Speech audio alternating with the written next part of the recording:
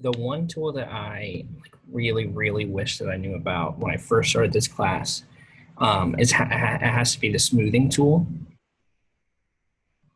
So up here, that you have this option to like increase smoothing or decrease smoothing.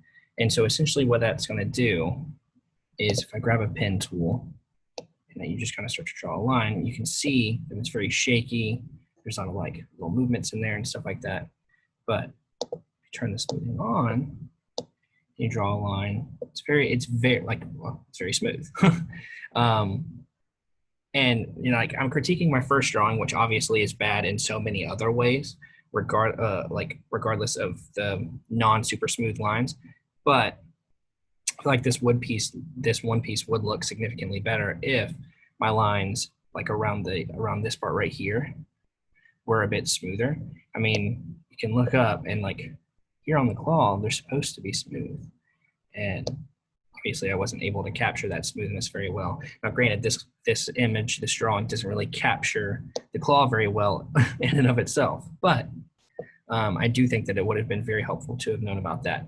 Also, this is the first drawing, so my layers are very bad. There's like, it seems just really random. Like I started with one and then I moved on to the next and all that kind of stuff. But like the way that I allocated my layers was pretty terrible.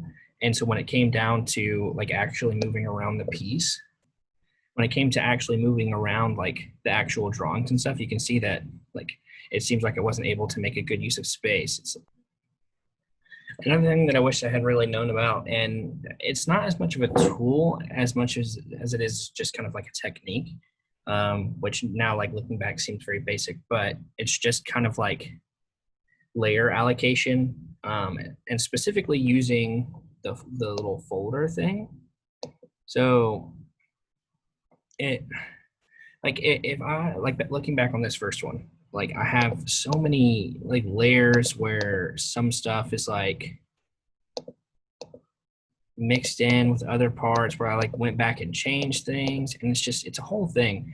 And at this, like at the very beginning, if I had known about using the folder tool, like, or the group tool or whatever, and then inside of that making layers and then using this group as like one specific item that I was drawing, I think that would make it a lot easier. It would also make it a lot easier when I would be like trying to move something around. So like trying to move all of this together was like impossible. And if I had known how to like be able to pick up what I had drawn in a mass amount of layers and move it somewhere else, I think that would have been really helpful.